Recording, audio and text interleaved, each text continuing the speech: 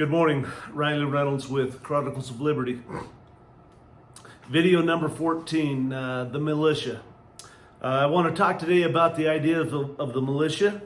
And the problem is many today in the world or even in our country would say that the militia is our National Guard. This is just simply not true. And some would say that the intent then of the National Guard was to replace the militia. Again, that's totally incorrect. In the earliest days, each colony would have throughout their region men who made up the militia, who were armed as well as the regular troops to be called up as needed to fight and defend against military forces or attacks, whether they're Indians, British, whatever they were at the time. Justice Joseph Story said, "The militia is the natural defense of a free country against sudden foreign invasions, domestic insurrections, and domestic usurpations of power by rulers.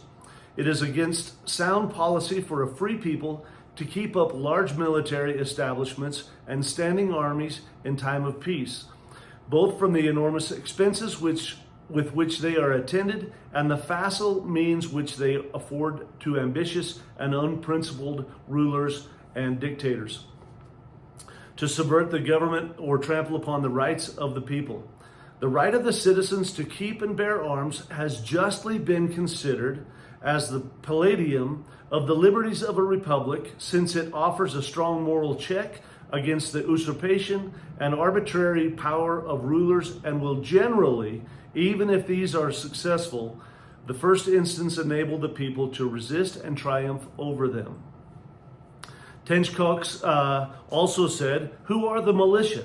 Are they not ourselves? It is feared then that we shall turn our arms against each man against his own bosom. Congress have no power to disarm the militia. Their swords and every other terrible implement of the soldier are the birthright of an American. The unlimited power of the sword is not in the hands of either the federal or state governments, but where I trust in God, it will ever remain in the hands of the people." He continued with, "The militia, who are in fact the effective part of the people at large, will render many troops quite unnecessary. They will form a powerful check upon the regular troops and will generally be sufficient to overawe them." Patrick Henry said, "Guard with jealous attention the public liberty. Suspect everyone who approaches that jewel. Unfortunately, nothing will preserve it but downright force. Whenever you give up that force, you are ruined.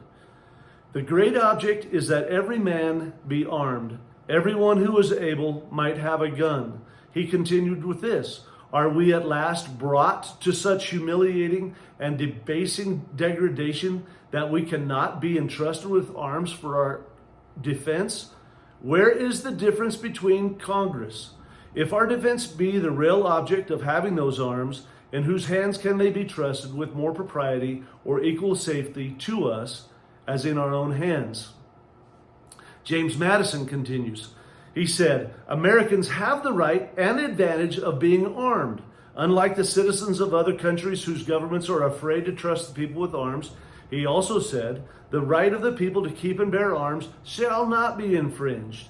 A well-regulated militia composed of the body of the people, trained to arms, is the best and most natural defense of a free country."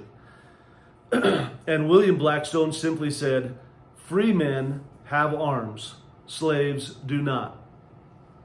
George Mason stated that when the resolution of enslaving America was formed in Great Britain, the British Parliament was advised by an artful man who was governor of Pennsylvania to disarm the people. That is the best and most effective way to enslave them. But they should not do it openly, but weaken them and let them sink gradually by totally disusing and neglecting the militia. So where are we in this process today? We see almost daily someone extolling the virtues of taking away our guns, the dreadful assault rifle, and it offends my sensibilities. If we are to have the same strength as the military, we need to have better tools. Pistols are always at the forefront of discussions as well. Reality is bad people will always find a way to kill somebody. Good people must be prepared to defend themselves against bad people and tyrants. We have the right and responsibility to be part of a constitutional militia in our communities. That is our right and our responsibility. Jus meum tabor.